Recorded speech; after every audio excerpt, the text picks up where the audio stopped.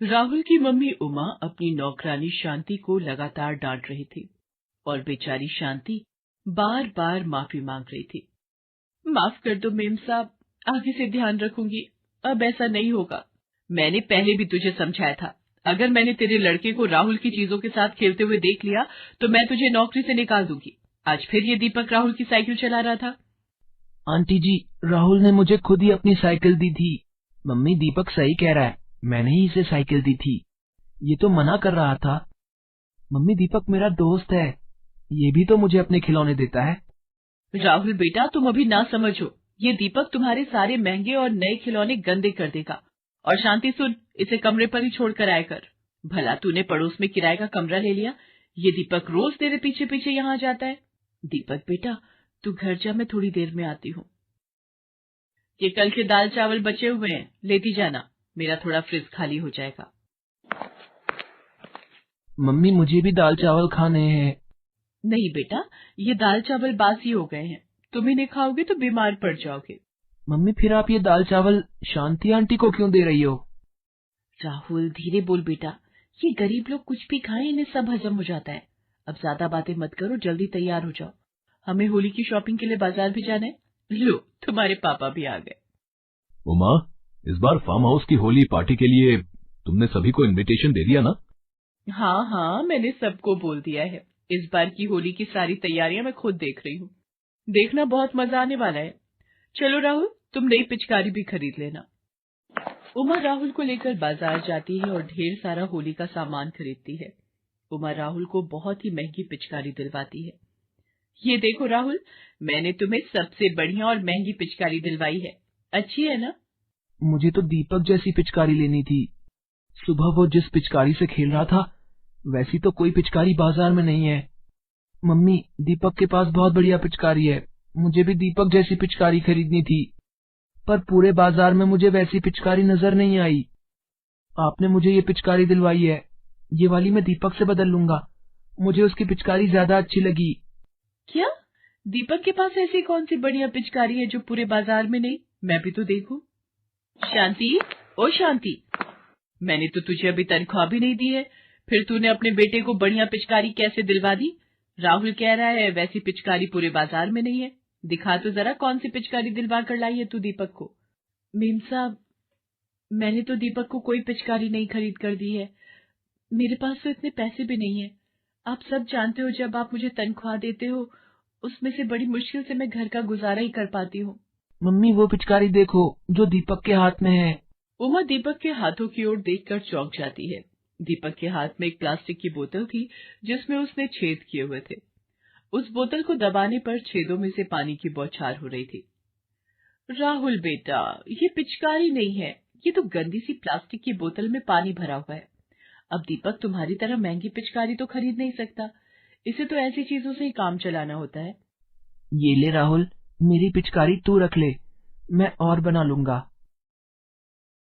मुझे पता है, तू यही सोच रहा है कि ये गंदी सी बोतल देकर बदले में राहुल तुझे अपनी महंगी पिचकारी दे देगा। देख शांति, तू काम वाली है तो काम वाली बनकर रह, और अपने बेटे को कह दे राहुल की बराबरी करने की कोशिश न करे, वरना तू कहीं और काम ढूंढ ले। उमा गुस्से में चली जाती है। माँ, राहुल की मम्मी मेरे से नफरत क्यों करती है? दीपक बेटा, हम गरीब लोग हैं, हम अमीरों की बराबरी नहीं कर सकते। राहुल अगर तुझे खेलने के लिए बुलाए तो मना कर देना। बेटा, अगर ये नौकरी चली गई तो दूसरी नौकरी मिलना मुश्किल है। तेरे बाबा के जाने के बाद ये नौकरी ही मेरा सहारा है। दीपक उदास हो जाता है। उधर उमा फार्म हाउस में होली पार्टी के लिए गाड़ी में सामान रख रही थी।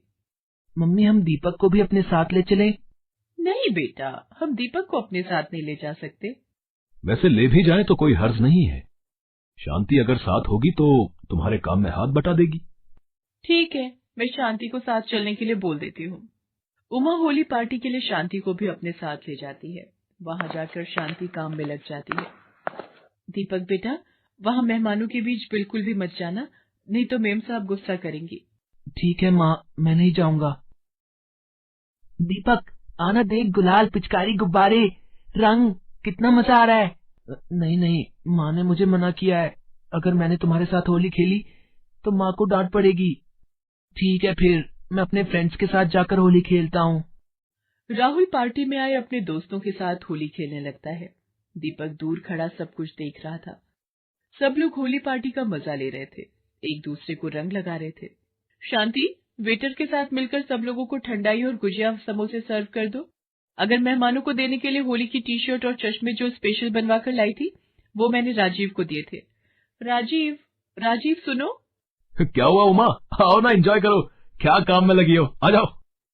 अरे वो होली का बाकी का सामान कहाँ है? वो मैंने स्विमिंग पूल के पास रखवा दिया था। अरे छोड़ो ना, आओ होली खेलो।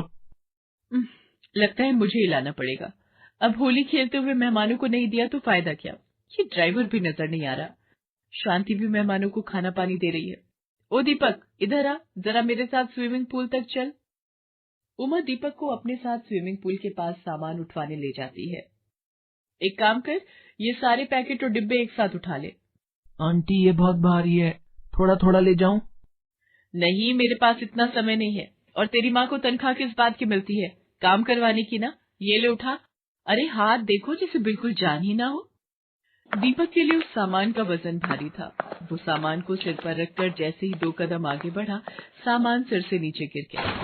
हे भगवान, कितने डिब्बे पूल में गिरा दिए। बिल्कुल बेकार बच्चा है। एक काम बोला वो भी ठीक से नहीं हुआ। रुक, तुझे भी बताती हूँ। आह, बचाओ बचाओ, कोई बचाओ। आंटी पानी में गिर गई, अब क्या करूं? ये तो डूब जाएगी। बचाओ कोई। आंटी आप घबराओ नहीं, मैं कुछ करता हूँ। यहाँ तो कोई दिखाई नहीं दे रहा, सब पार्टी की तरफ है, क्या करूं? तभी दीपक को स्विमिंग पूल के पास एक रस्सी पड़ी दिखाई देती है। वो उस रस्सी को एक खंभे से बांध देता है। आंटी ये रस्सी पकड़ लो, मैं आपको खींचता हूँ। अरे ये कौन डूब रहा है? अब रुको बेटा, मैं आ रहा हूँ। दीपक उमा को रस्सी से खींचने की कोशिश कर रहा था। इतनी देर में गार्ड भी उसकी मदद को आ जाता है। पार्टी को छोड़कर सब लोग उमा के पास इकट्ठा हो जाते हैं। उमा तुम ठीक हो ना? मैं ठीक हूँ। आज ये दीपक ना होता तो शायद मैं डूब जाती। दीपक इधर आओ। आई एम सॉरी बेटा, तुम बहुत अच्छे बच्चे हो। शांति, उमा को कमरे में ले जाओ। उमा तुम थोड़ा रेस्ट कर लो। मैं ठीक हूँ राजीव, और अभी तो मुझे राहुल और दीपक के साथ होली खेलनी है। क्या सचमुच मम्मी? दीपक भी हमारे साथ होली खेल सकता है? हाँ बेटा, बिल्कुल। आओ दीपक, मैं तुम्हें अपने दोस्तों से मिलवाता हूँ। दीपक को राहुल के साथ खुशी खुशी होली खेलते देख शांति की आंखों में आंसू आ जाते हैं। उस दिन के बाद उमा अपने स्वभाव में बहुत बदलाव ले आती है।